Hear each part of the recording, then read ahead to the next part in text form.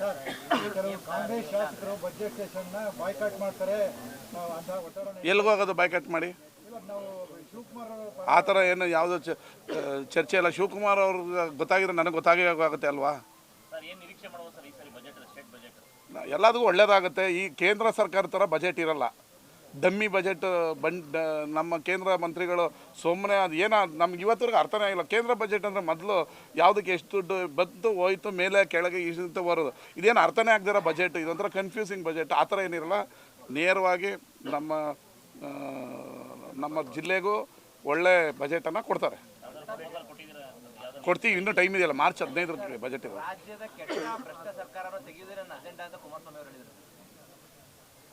ಒಳ್ಳೇದಾಗಲಿ, best of luck. ಅವ್ರು ಯಾವಾಗಲೂ ತೆಗಿಯೋದ್ರಲ್ಲೇ ಇರ್ತಾರೆ, ಕೂರೋದಿಲ್ಲವಲ್ಲ.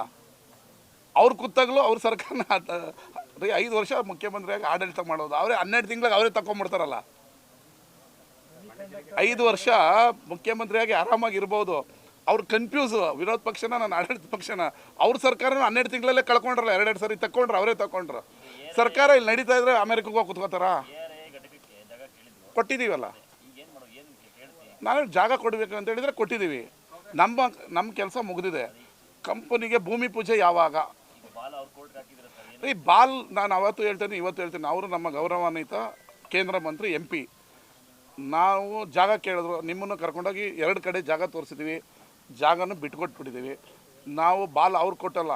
ಅದೆಲ್ಲ ನನಗೆ ಇಂಟ್ರೆಸ್ಟ್ ಇಲ್ಲ. ನನ್ನ ಕ್ಷೇತ್ರ, ನನ್ನ ಜಿಲ್ಲೆ, ನನ್ನ ತಾಲೂಕು ಅಭಿವೃದ್ಧಿ ಆಗಬೇಕು. ಕಂಪ್ನಿ ಬಂದರೆ ಒಂದಷ್ಟು ಜನಕ್ಕೆ ಉದ್ಯೋಗ ಆಗ್ತದೆ. ಆಗಲಿ ಮಾಡಲಿ, ನಾವು ಸಹಕಾರ ಕೊಡ್ತೀವಿ. ಭೂಮಿ ಪೂಜೆಗೂ ನಾವು ಹೋಗ್ತೀವಿ ಅಂತ ಹೇಳ್ತಾ ಇದ್ದೀವಲ್ಲ. ಅಮೆರಿಕನೂ ಮುಗೀತು, ಸೆಮಿಕಂಡಕ್ಟರ್ ಮುಗೀತು. ಈಗ ಹೊಸದು DRA, ಇದು ARI. ಈಗ ಜಾಗ ಕೊಟ್ಟಿದ್ದೀವಿ. ನೋಡೋಣ ಇನ್ನೂ ಎಷ್ಟೆಷ್ಟು ಪಿಕ್ಚರ್ಗಳು ಬರ್ತಾ ಇರ್ತದೆ. 100% ಮೂಲ ಸೌಕರ್ಯದಿಂದ ಹಿಡಿದು ಎಲ್ಲ ಒಂದು ಜಾಗ ಕೊಟ್ಟ ಮೇಲೆ ಇನ್ನು ಮಿಕ್ಕಿದ್ದು ಕೊಡಲ್ವಾ? ನಮ್ಮ ಮಂತ್ರಿಗಳೇ ಲೆಟ್ರ್ ಬರೆದಿಲ್ವ MB ಪಾಟೀಲ್ ಅವರು ಜಾಗ ತೊಗೊಳ್ಳಿ ಅಂತ? ಇದು ಈಗ ಹೇಳ್ತವ್ರ, ಈ ಥರ ಹೇಳ್ತವ್ರ? ಜಾಗ ಒತ್ತುವರಿ ಇದ್ರೆ ಬಿಡಿಸಿ ಜಾಗ ಕೊಡೋಕ್ಕೆ ನಾವು ರೆಡಿ ಇದೀವಿ. ನಮ್ಮ ಮೇಲೆ ನಿಮ್ಮ ಬಾಲ್ ಹಾಕಕ್ಕೆ ಬೇಡಿ, ಜಾಗ ಕೊಡೋಕೆ ರೆಡಿ ಇದೀವಿ. ಭೂಮಿ ಪೂಜೆ ಫಿಕ್ಸ್ ಮಾಡಿ ಅಂತ ನಾವು ಹೇಳ್ತಾರದು. ಗೊತ್ತಿಲ್ಲ ನನಗೆ, ಕೇಳಬೇಕು. ಅಲ್ಲ, ನಿಮಗೆ ಪ್ರಶ್ನೆ ಉತ್ತರ ಎಲ್ಲ ನಿಮ್ಮ ಹತ್ರ ಇದೆ. ಅಮೇರಿಕಾ ಕಂಪ್ನಿ ಹೋಯ್ತು, ಸಾಫ್ಟ್ವೇರ್ ಕಂಪ್ನಿ ಹೋಯ್ತು, ಅಮೇರಿಕಾ ಕಂಪ್ನಿ ಹೋಯ್ತು. ಈಗ ಹೊಸದೊಂದು ಸ್ಟಾರ್ಟ್ ಆಗಿದೆ. ಈ ಕಂಪ್ನಿ ಯಾವಾಗ ಆರಂಭ ಆಗಲಿ ಅಂತ ನಾನು ಪ್ರಾಮಾಣಿಕವಾಗಿ ಹೇಳ್ತಿರೋದು. ಆಗಲಿ, ಮಂಡ್ಯ ಇಂಪ್ರೂವ್ ಆಗಲಿ. ರಾಜಕೀಯ ಟೀಕೆಗಳಿಗೆ ನಿಲ್ಲೋದು ಬೇಡ. ಮಂಡ್ಯ ಇಂಪ್ರೂವ್ ಆಗಲಿ.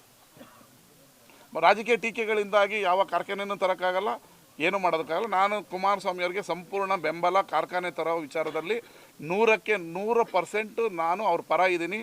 ಅವ್ರಿಗೆ ಭೂಮಿ ಕೊಡೋಕೆ ರೆಡಿ ಇದ್ದೀನಿ. ಈಗ ಬೇರೆ ತಾಲೂಕವ್ರು ಯಾರು ನಾನು ಕೊಡ್ತೀನಿ ಅಂತ ಹೇಳಲ್ಲ. ನಾನು ಕೊಡೋಕೆ ರೆಡಿ ಇದ್ದೀನಿ, ಜಾಗ ಕೊಟ್ಟಿದ್ದೀನಿ, ಜಾಗ ತೋರ್ಸೋಕೆ ರೆಡಿ ಇದ್ದೀನಿ. ಅವ್ರು ಸುಮ್ಮನೆ ಟೀಕೆ ಮಾಡ್ತಾಯಿದ್ರೆ ನನ್ನ ಹತ್ರ ಉತ್ತರ ಕೊಡೋಕೆ ನನ್ನ ಹತ್ರ ಟೈಮ್ ಇಲ್ಲ. ನನಗೆ ಅಭಿವೃದ್ಧಿ ಕೆಲಸ ಮಾಡಬೇಕು.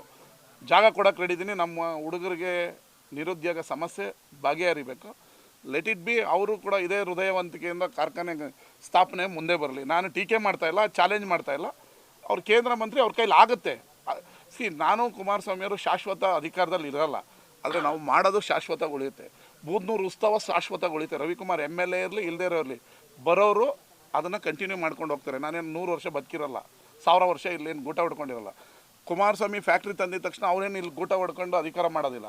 ಆ ಫ್ಯಾಕ್ಟ್ರಿ ಸ್ಥಾಪನೆ ಆದಾಗ, ಉದ್ಯೋಗ ಸೃಷ್ಟಿ ಆದಾಗ ಒಂದು ತಲೆಮಾರುಗಳಿಗೆ ಉದ್ಯೋಗ ಸಿಗುತ್ತೆ. ಅದು ಬೇಕಷ್ಟೇ ನಮ್ಗೆ ಹೇಳ್ತಿರೋದು. ಈಗ ಓಕೆ, ಏನಂತ ಮಾತಾಡಬೇಕು? ದಿಶಾ ಮೀಟಿಂಗಲ್ಲಿ ಎಲ್ಲ ಹೇಳ್ತಾನೆ ಇದ್ದೀವಲ್ಲ. ಲೆಟ್ರ್ ಕೊಟ್ಟಿದ್ದೀವಿ, ಅಧಿಕೃತವಾಗಿ ಎಲ್ಲ ಮಾಡಿದ್ದೀವಿ, ಎಲ್ಲ ಮಾಡ್ತಾನೆ ಇದ್ದೀವಲ್ಲ. ಕರ್ನಾಟಕ ನ್ಯೂಸ್ ಡಿಜಿಟಲ್ ಚಾನಲ್ ಅನ್ನು ಈಗಲೇ ಸಬ್ಸ್ಕ್ರೈಬ್ ಮಾಡಿ. ಧನ್ಯವಾದಗಳು.